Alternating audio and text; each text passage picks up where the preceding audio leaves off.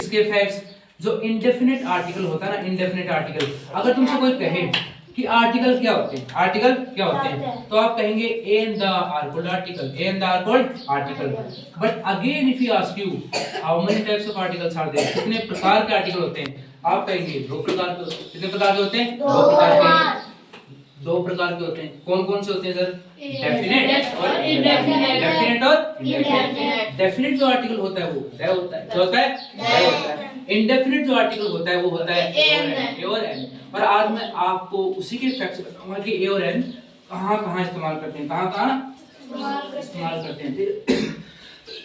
देखो सबसे पहले ए और एन वन का सेंस देते हैं। ए और एन किसका सेंस देते हैं? वन का। ठीक है, ए और एन एक को दर्शाते हैं, एक को दर्शाते हैं। ठीक है, in an English language a और an gives the sense of one, gives the sense of one. यानी मैं कह सकता हूं कि ए और एन कॉन्ट्रैक्टेड फॉर्म है वन का। जो मैथमेटिक्स में आप कहते हो ना एक, उसका कॉन्ट्रैक्टेड फॉर्म है ए और एन। ए और एन मेरे को कहना है कि एक बैग है, एक गाड़ी है, एक लड़का है, एक लड़की है, तो कैसे कहूंगा? ऐसे कहूंगा he is a boy, he is a boy। क्या boy नाउन है? क्या boy नाउन है? क्योंकि नाम है, नाम है तो नाउन है, नाम है तो नाउन है। और उसके आगे मैंने क्या लगाया? ये लगाया। इसका मतलब क्या होगा? एक बच्चा, एक लड़का, एक लड़का। और जहां नाउन है वहां आर्टिकल आता है, वहां जहां नाउन है वहां आर्टिकल आता है। इससे एक कंसेप्ट समझ में आया। क्या समझ में आया? कि विदाउट आर्टिकल आप नाउन नहीं लिख सकते। ठीक है, विदाउट आर्टिकल नाउन नहीं आ सकता। और नाउन आया है तो आर्टिकल भी आएगा, आर्टिकल भी आएगा। ये दोनों कैसे आते हैं? पेयर में आते हैं। In a sentence, if there is an article, there has to be noun. There has to be noun. Without article, there will be no noun. And in case if the noun is given, in case if the noun is given, अगर noun दिया भी है तो ढूंढना उस sentence में article भी होगा, आर्टिकल भी होगा। तो पहली बात क्या बताई? ए और एन किसका सेंस देता है? वन का। किसका सेंस देता है? वन का। अगर मेरे को कहना है कि कोई एक चीज की, एक बैग है, मेरे पास एक पेंसिल है, मेरे पास एक कार है, तो मैं क्या कहूंगा? ऐसे कहूंगा कि आई हैव एक कार है, आई हैव एक पेंसिल। नहीं, एक तो मैथमेटिक्स हो गया, एक तो क्या हो गया? मैथमेटिक्स हो गया। इंग्लिश में एक बनने का काम करता है ए और एन। तो मैं कहूंगा I have a car, I have a car, I have a bag, I have a bag, he is a boy, he is a boy, she is a girl, she is a girl. अब देखो rule number 1 था, rule number 1 था। अब ए और N ना एक का sense देते हैं। ठीक है सर, वो तो हमको पता चल गया। ए और एन किसके सामने प्लेस किए जाते हैं? ए और एन नाउन के सामने प्लेस किए जाते हैं, मतलब नाउन के आगे लगाए जाते हैं, नाउन के आगे। लेकिन कौन से नाउन के आगे? वो नाउन जो सिंगुलर और काउंटेबल हैं, वो नाउन जो सिंगुलर और काउंटेबल है। ठीक है, सिंगुलर और काउंटेबल। क्यों? क्योंकि जब आप उनको गिन सकते हो तो आप ए और एन लगा सकते हो, ए और एन लगा सकते हो। किसके आगे नहीं लगाना? ए और an is not used before uncountable and plural noun, and plural noun. जैसे मैंने कहा कि ए और an give the sense of one. ठीक है सर, पता चल गया। ए और an is used before vowel and consonant sound. Vowel और कॉन्सोनेंट साउंड के आगे भी आप ए और एन लगाते हैं। सर क्यों? वोवल वर्ड के आगे लगाते हैं? नहीं। वोवल वर्ड के आगे लगाओगे? नहीं लगाओगे।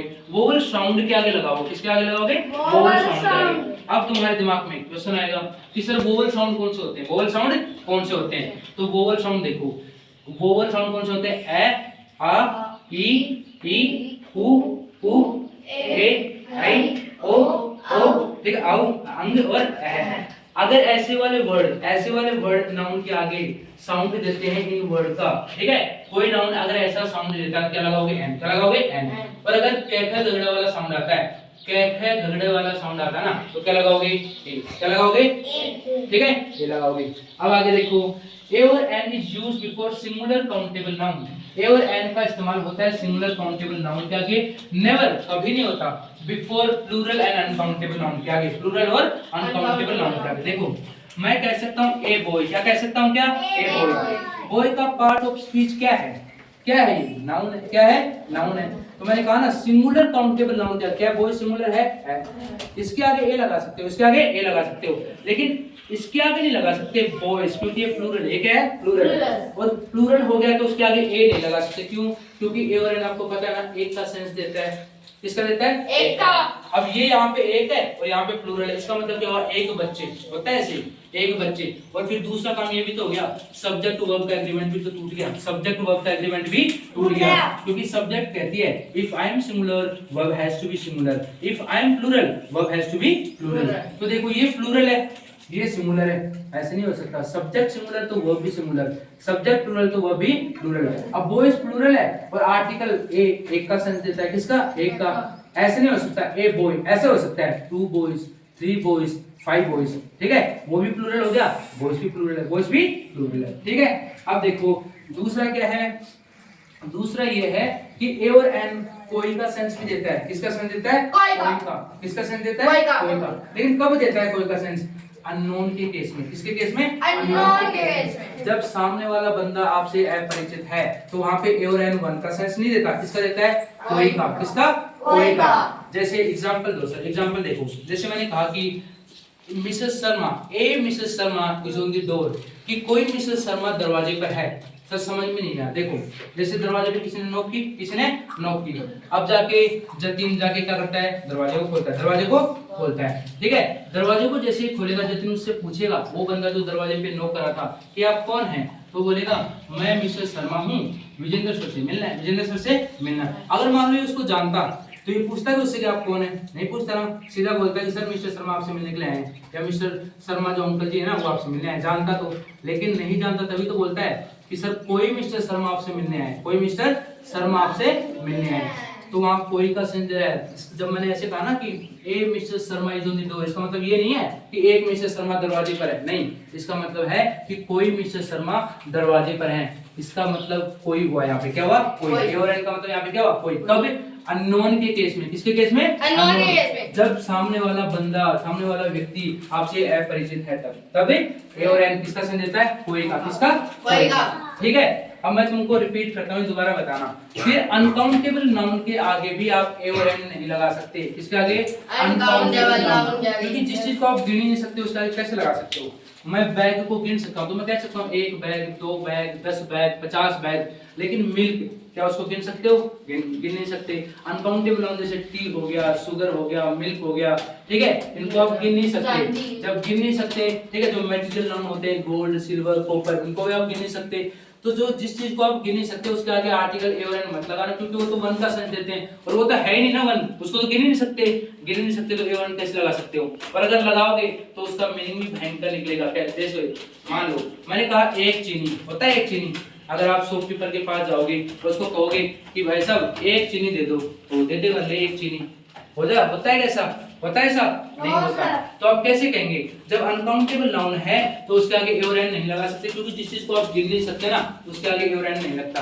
तो सर क्या करें हम, लेकिन मेरे को वास्तव में चाहिए, मेरे को ना चाहिए कि अनकाउंटेबल चीज है ना ज्यादा मेरे को बतानी है, तो आप क्या करेंगे, क्वांटिटी बताना है, क्या बताना है, क्वांटिटी, कि I want 5 kg, I want 5 kg rice, I want 5 kg rice. Rice तो काउंटेबल है, राइस काउंटेबल है क्या, चावल को गिन सकते हो, नहीं गिन सकते, ठीक है, चावल को गिन सकते हो नहीं, तो उसकी क्वांटिटी बताने के लिए क्या करोगे, क्वांटिटी का इस्तेमाल करोगे। अनकाउंटेबल नाउन को, अनकाउंटेबल नाउन को काउंटेबल बनाने के लिए क्या करोगे, क्वांटिटी का इस्तेमाल करोगे, मात्रा बताओगे। I want 5 litre milk, I want 5 litre milk, ठीक है, I want 5 kg 5 kg ghee, I want 5 kg घी।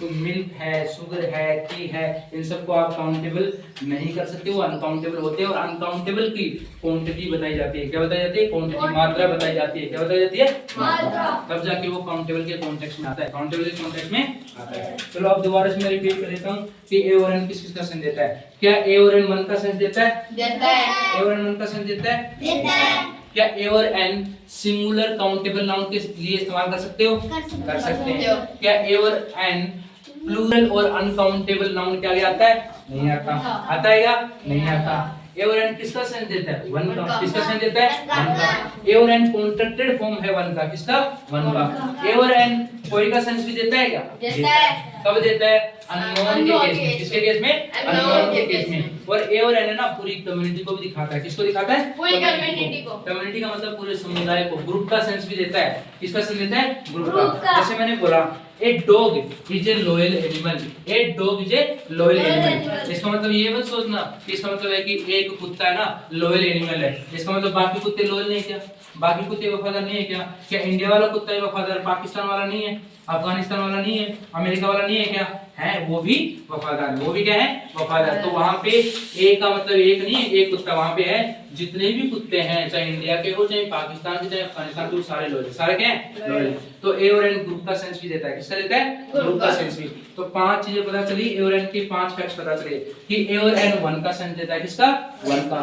ए और एन ग्रुप को दिखाता है, किसको दिखाता है ग्रुप को, पूरे समुदाय को पूरी बिरादरी को दिखाता है, ठीक है। ए और एन सिंगुलर काउंटेबल नाउन के आगे आता है, प्लूरल और अनकाउंटेबल नाउन के आगे नहीं आता, ठीक है। फिर ए और एन क्या है कॉन्ट्रैक्टेड फॉर्म है 1 का, कॉन्ट्रैक्टेड फॉर्म है 1 का। और ए और एन है ना सिंगुलर काउंटेबल नाउन, ये सब तो बता दिया। ए और an consonant vowel consonant sound और वोवल साउंड के आगे भी इस्तेमाल किए जाते हैं, वोवल वर्ड और कॉन्सोनेंट वर्ड के आगे। आ गया था समझ में?